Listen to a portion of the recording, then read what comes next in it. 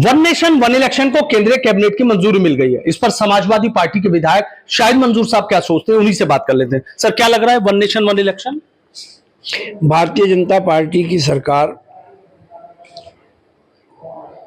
2014 में आई थी और 2014 से सरकार आने के बाद आज तक इस सरकार ने कमोबेश 20 प्रैक्टिकल जो है वो नेशनल लेवल पर किए हैं।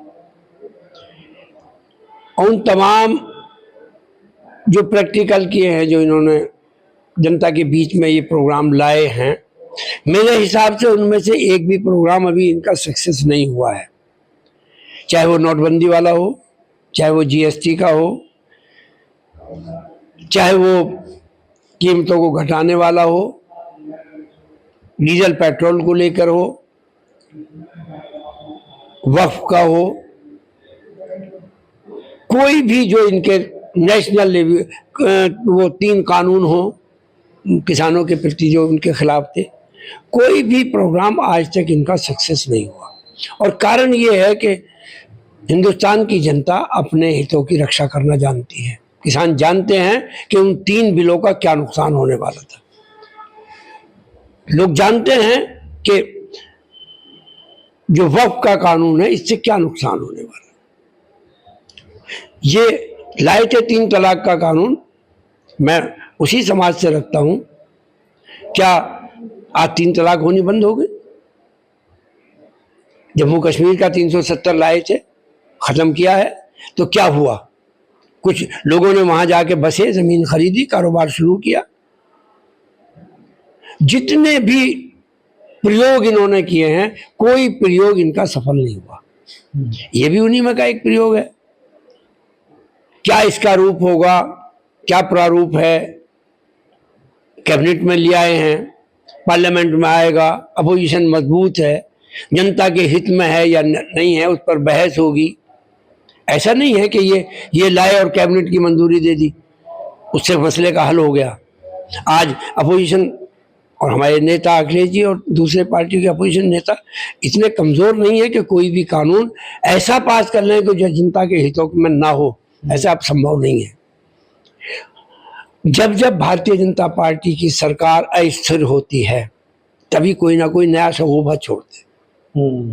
अब चर्चा चल रही है नीतीश बाबू की, चंद्रशेखर जी की, चंद्रशेखर आजाद की, या वही आपका नाम चंद्रबाबू नायडू और नीतीश कुमार की, ये चर्चा चल रही है।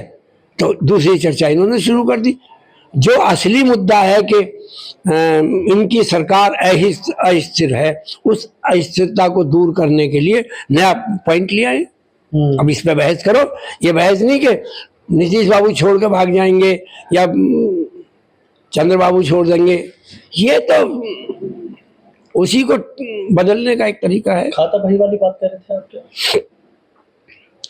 अब तक तो ऐसा होता था, ऐसा हो रहा था, ऐसा लगता था कि भारतीय जनता पार्टी की सरकार में जैसे ऐसा होता है, कहावत है कि खाता ना बही, मोदी जी जो कह दें वो सही। लेकिन अब मोदी जी जो कह दें सही, अब तो उस पर विराम लगा है। और इस देश की जनता ने अपोजिशन को इतना मजबूत किया है कि ऐसे कामों पर, ऐसी बातों पर निश्चित रूप से अब लगाम लगेगी। अच्छा, एक चर्चा और चल रही है कि असदुद्दीन ओवैसी और चंद्रशेखर आजाद दोनों के बीच गठबंधन पर लगभग बात बन गई है, औपचारिक घोषणा होना बाकी है। क्या लग रहा है, कितना ये आप लोगों के लिए मुश्किल खड़ी कर सकता है? हिंदुस्तान में आज की तारीख में पूरे, मैं यूपी की बात नहीं कर रहा, एक स्टेट की बात नहीं कर रहा, पूरे देश की मैं बात कर रहा हूँ। पूरे देश में Bharatiya Janata party against opposition, जिस प्रदेश में जो है, उत्तर प्रदेश में हम हैं, बिहार में दूसरे दल हैं, वेस्ट बंगाल में और हैं, दिल्ली में और हैं, पंजाब में और हैं।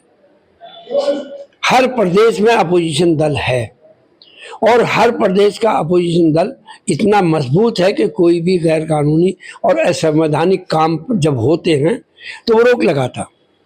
लड़ाई हिंदुस्तान में दो धाराओं की, दो विचारधाराओं की है। एक वो विचारधारा है जो संविधान को समाप्त करना चाहती है, एक वो विचारधारा है जो आरक्षण को ख़त्म करना चाहती है, एक वो विचारधारा है कि कुछ लोगों को 2 नंबर का शहरी बनाना चाहती है, कुछ जातियों को, कुछ बिरादरियों को, कुछ को चाहती है कि ये 2 नंबर के शहरी। एक तो वो विचारधारा है, और एक विचारधारा वो है जो इनकी रक्षा के लिए, संविधान की रक्षा के लिए, आरक्षण की रक्षा के लिए, और यहाँ पे डेमोक्रेटिक जो वैल्यूज़ हैं उनकी रक्षा के लिए जो लोग काम कर रहे हैं।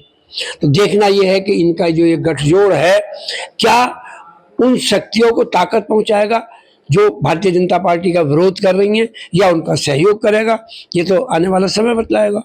तो यहाँ तो लड़ाई जो है वो इस बात की है कि भारतीय जनता पार्टी से लड़ कौन रहा है और उसके लड़ने में कौन सहयोगी है और कौन विरोधी है। लेकिन एक चर्चा ये ना कि चंद्रशेखर आजाद ने हरियाणा में गठबंधन किया, चौटाला के साथ 20 सीटों पर लड़ रहे हैं, और अब उपचुनाव आ रहे हैं, यहाँ पर ओबीसी से कर ले, तो कह रहे हैं कि अखिलेश के पीडीएफ फार्मूले में सेंध लगाने की कोशिश है। अभी उत्तर प्रदेश में भी बाई इलेक्शन होने जा रहे हैं, 10 इलेक्शन यहाँ भी हो रहे हैं, हरियाणा में भी हो रहे हैं।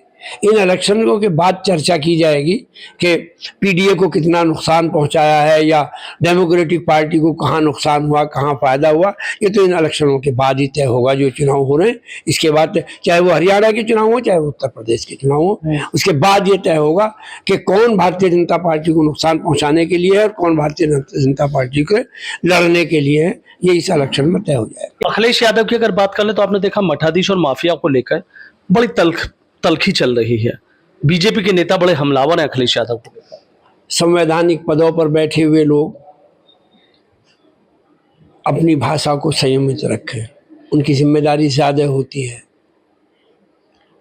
संवैधानिक पदों पर बैठे हुए लोग जब अमर्यादित भाषा का प्रयोग करेंगे तो अपोजिशन की तरफ से भी उनका जवाब तो दिया जाएगा।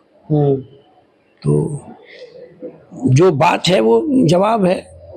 मुख्यमंत्री का ये कहना कि तो संस्कारों की बात अखिलेश यादव को, मैं भी कह रहा हूँ कि देश के किसी भी मुख्यमंत्री ने, किसी भी प्रधानमंत्री ने ऐसी भाषा नहीं बोली जैसी अब भाषाएं बोली जा रही हैं। कपड़ों से पहचाने जाएंगे, धर्म से पहचाने जाएंगे, स्टेट से पहचाने जाएंगे, ऐसी भाषा कौन बोलता था? जब ये भाषा बोली जा रही तो क्या जवाब दिया जाएगा? तो ये जंग जो जुबानी जंग है अभी तो रुकती नजर नहीं आ रही है। ये जबानी जंग नहीं है, संवैधानिक जंग है। अभी सेमीफाइनल में उत्तर प्रदेश में हम लोगों कामयाबी के साथ जो है अपोजिशन मजबूत हुआ है। अब 2027 का इलेक्शन है, आने दो, बाकी कसर उसमें पूरी हो जाएगी। और जो 10 सीटों पर होने जा रहा है उपचुनाव, 10 सीटों पर इलेक्शन होता है, उस पर मजबूती के साथ लड़ेंगे, हम जीतेंगे। ठीक, बहुत बहुत शुक्रिया। तो देखिए समाजवादी पार्टी के विधायक हैं शाहिद मंसूर साहब किस तरीके से कह रहे हैं जो अखिलेश यादव और मुख्यमंत्री योगी के बीच जुबानी जंग चल रही है कि ये जुबानी जंग नहीं है, संवैधानिक जंग है। और चंद्रशेखर आजाद और ओवैसी के गठबंधन होने की जो चर्चा चल रही है कभी भी मोहर लग सकती है, उस पर कह रहे हैं कि अभी हरियाणा का चुनाव के नतीजे आ जाने दीजिए, उसके बाद तय करेंगे कि कौन कितने पानी में है।